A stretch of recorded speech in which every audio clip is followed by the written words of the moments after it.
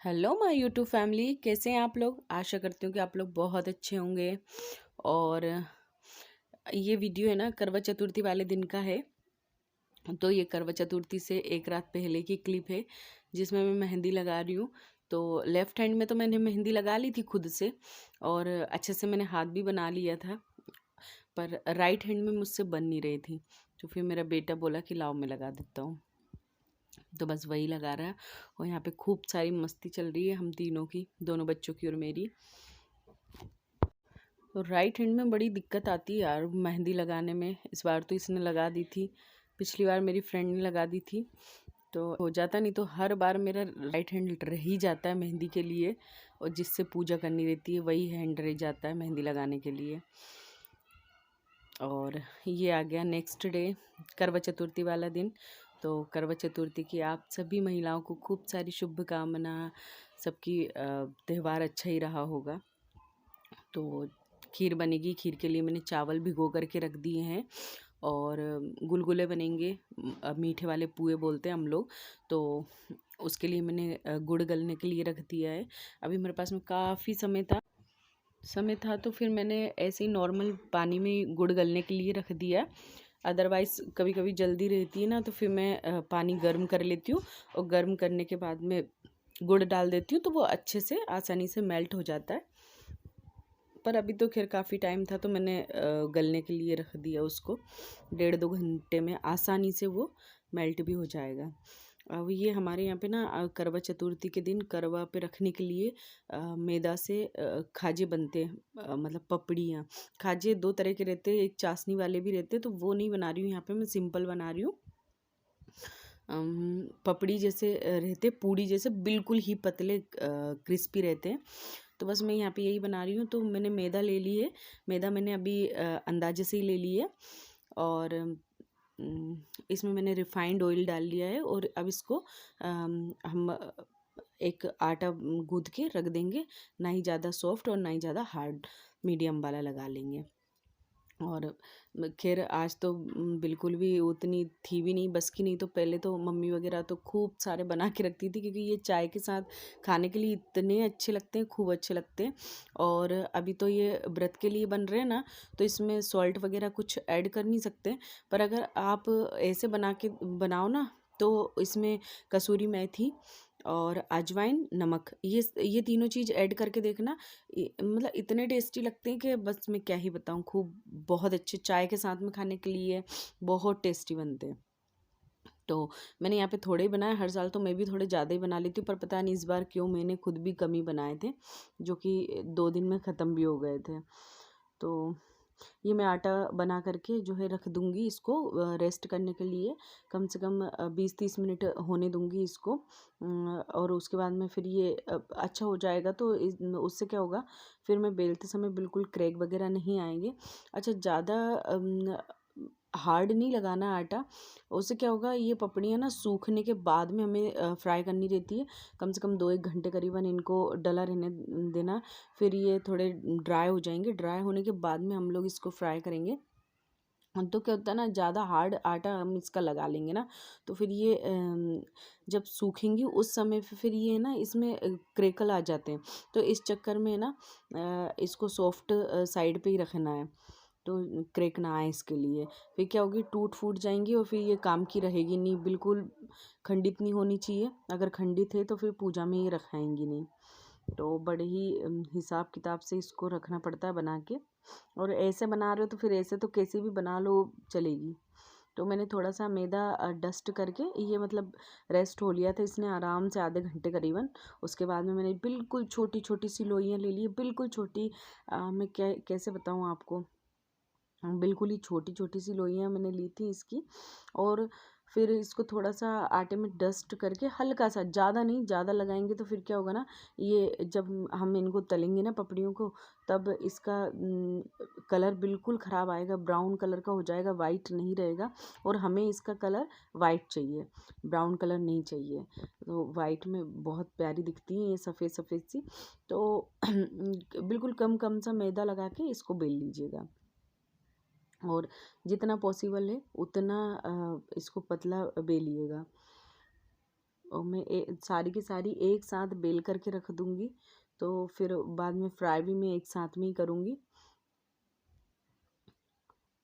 तो ये इनको क्या है, मैं सारी बेल के और पंखा चला के 2-1 घंटे के लिए इसको छोड़ दूँगी ताकि ये ड्राई हो जाएँ। और अगर ताज़ी इसको फ्राई कर देंगे ना, तो ये क्या होगा, पूड़ी की तरह फूल जाएंगी और फिर क्रिस्पी नहीं रहेंगी। तो इसके लिए हमें ड्राई कराना बिल्कुल बहुत ज़्यादा ज़रूरी है।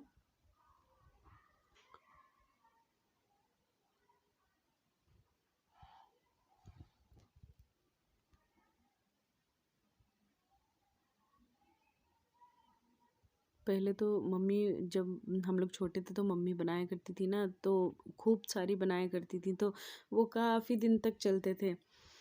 तो ये लगते भी बड़े टेस्टी हैं, और बहुत सारी चीज़ों से तो बचपन की यादें भी ताज़ा हो जाती है। तो जब भी मैं बनाती हूँ ना, अब तो खैर मैं यहाँ पे तो अकेली बना रही हूँ, पर मेरे घर में तो सब लोग मिल के बनाया करते थे, बड़ा अच्छा लगता था यार। खूब खूब सारे बनते थे सबके लिए, तो पूरा पूरा दिन निकल जाया करता था, पता भी नहीं चलता था। पता तो मुझे आज भी नहीं चला, मेरा पूरा दिन खाना बनाने में निकल गया था, क्योंकि पूड़ी भी बननी थी, सब्जी, खीर, रायता, ये सब बनना था। तो फिर मुझे कम से कम 3-1 घंटे लग गए थे, क्योंकि मैं धीरे धीरे कर रही थी ना काम।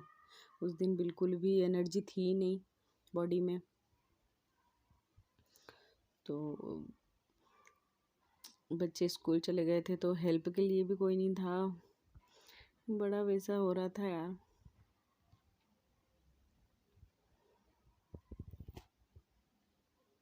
और इसको बनाने में टाइम भी बहुत ज़्यादा लगता है। ये इतना सा आटा है, 250 ग्राम करीबन ही ये आटा होगा, पर इसको बनाने में मुझे इतना टाइम लग गया, क्योंकि ये बहुत छोटी छोटी सी लोइयाँ बनती हैं।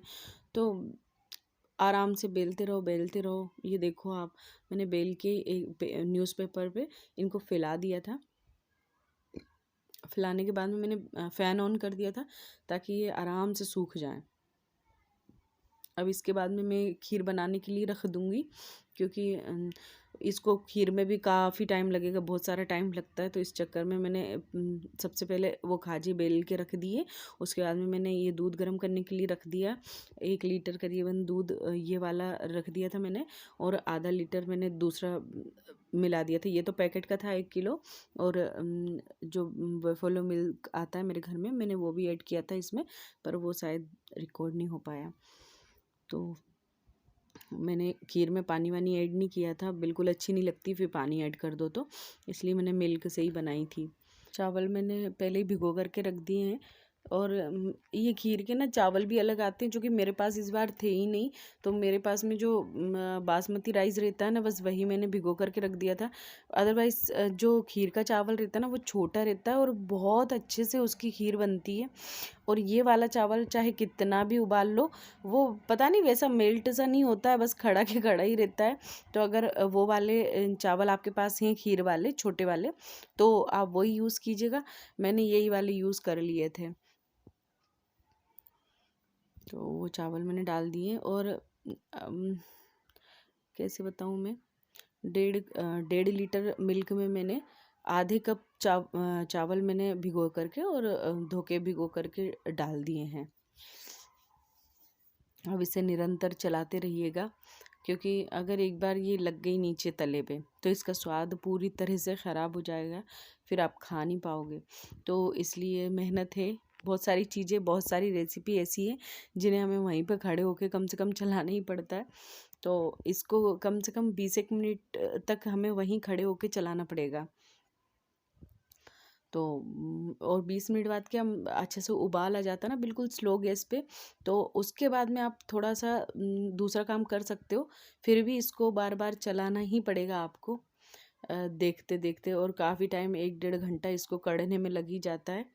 और खीर हो गई, कढ़ी हो गई, बहुत सारी ऐसी रेसिपीज़ है ना, जो जितना उबलेंगी, जितनी कढ़ती है ना, उतनी ही टेस्टी बनती है।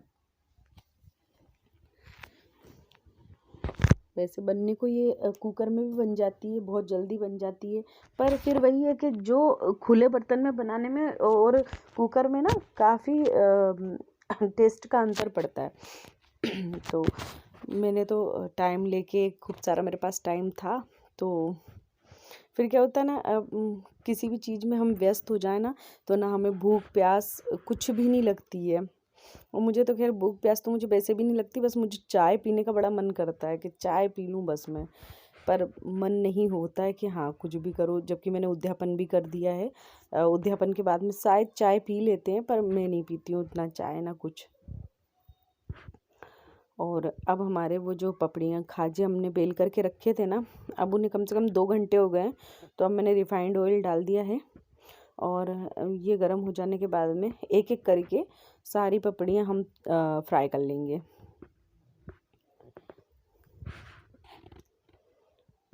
एक बार इसका टेम्परेचर सेट कर लें ऑयल का, फिर फटाफट से ये निकल जाती हैं। एक दो बार अल्टो पलटो और इसे निकाल लो, तब हम फ्राई करेंगे जब तो ये बिल्कुल ही सॉफ्ट रहेगी। पर फिर रखे रखे ये ड्राई हो जाती हैं, और फिर सेट भी हो जाती हैं, थोड़ी देर रखी रहेगी। और मुझे तो बड़े हिसाब से इसको रखना था कि ऐसे कि ये टूटे नहीं, कहीं से इनके किनारे ना झड़ जाए करके। तो मैंने अभी तो जो मेरे को 10 खाजे जो रखने थे ना करवा पे, वो तो मैंने एक के ऊपर एक रख दिए थे, ताकि वो सेट भी हो जाए ऐसे कैसे, फिर बाद में वो रखाते नहीं हैं। तो ये इसमें मैं अभी खाजे फ्राई कर लूँगी, फिर इसी में मैं पूड़ी भी बना लूँगी। तो पूड़ी उड़ी की तो मैंने, पूड़ी सब्जी की तो मैंने वीडियो रिकॉर्ड भी नहीं की थी, क्योंकि अब वो कई बार मैं रिकॉर्ड कर चुकी हूँ इसलिए। खीर का ज़रूर मुझे प्रॉपर एक वीडियो देना था, इसलिए मैंने खीर की रेसिपी रिकॉर्ड की है कि मैं कैसे खीर बनाती हूँ त्योहारों पे। कई बार तो मैं ऐसे ही बना देती हूँ। इस खीर में मैंने सीक्रेट डाला था, तो इसलिए मैंने इसको रिकॉर्ड किया है। जब भी त्यौहार होता है ना, तो मैं स्पेशल कुछ इसमें ऐड करती हूँ, जिससे ये थोड़ी रिच लगे खीर। ये सारे मेरे खाजे फ्राई हो गए हैं। यहाँ पे इंडक्शन पे ये मैंने रख ली थी, क्योंकि गैस मेरी अभी बिजी थी दोनों।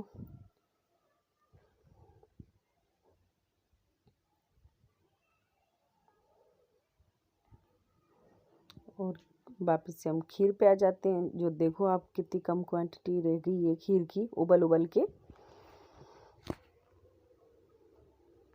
बस मुझे ये चावल बासमती राइस की खीर बिल्कुल अच्छी नहीं लगती है, क्योंकि ये घुल मिल नहीं पाता है, ये वाला जो दाना रहता है ना चावल का।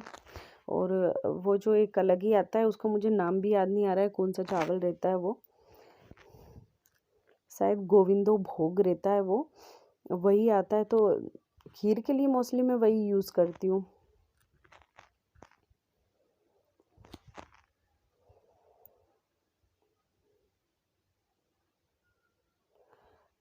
मैं शक्कर इसमें ऐड कर दूँगी, क्योंकि ऑलमोस्ट मेरी खीर बनके डन है। और अब इसमें बाकी की चीज़ें ऐड कर देंगे हम। तो कितनी क्या मिठास हम लोग खाना पसंद करते हैं, बस उसी के हिसाब से इसमें चीनी ऐड करेंगे। और मैंने 1 बड़े कप करीबन इसमें चीनी ऐड कर दी थी।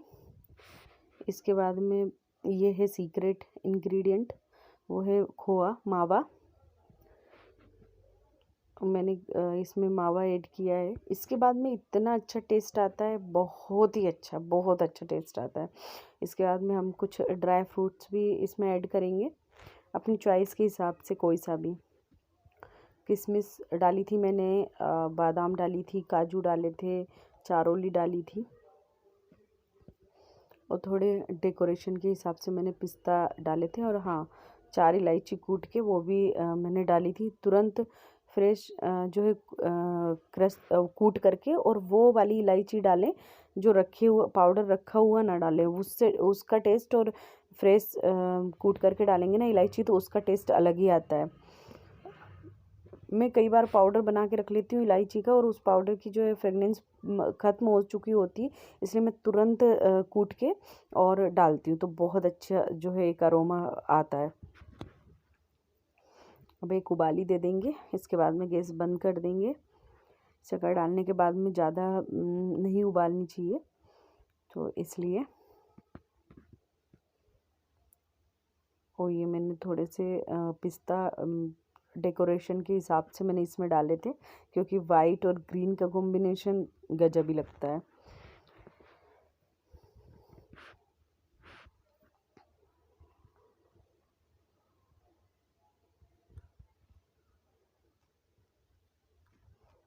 थोड़ी सी ना किशमिश थोड़ी सी ज़्यादा डलेगी तो बहुत अच्छा लगेगा, मीठे के साथ में हल्का सा खटास, बहुत ही अच्छा लगता है खाने में, बहुत अच्छा।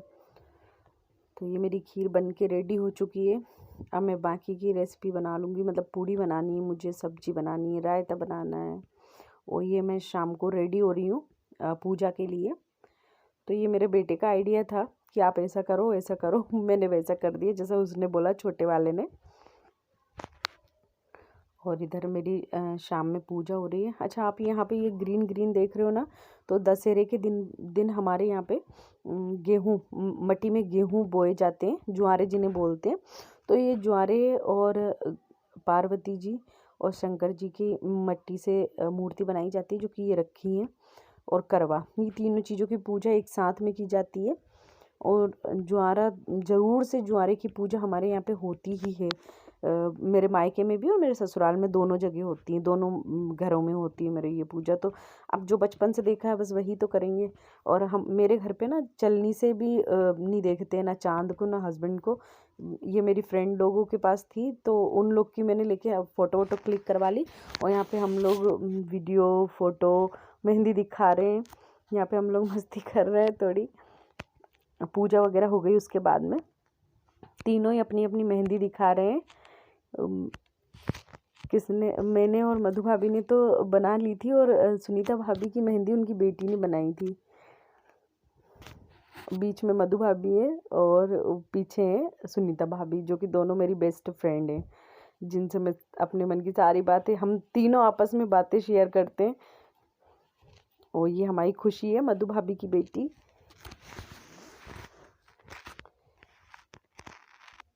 ये चलनी से मैं, मधु भाभी देखती हैं चलनी से, तो मैं उन्हीं की चलनी लेके फ़ोटो क्लिक करवा रही थी।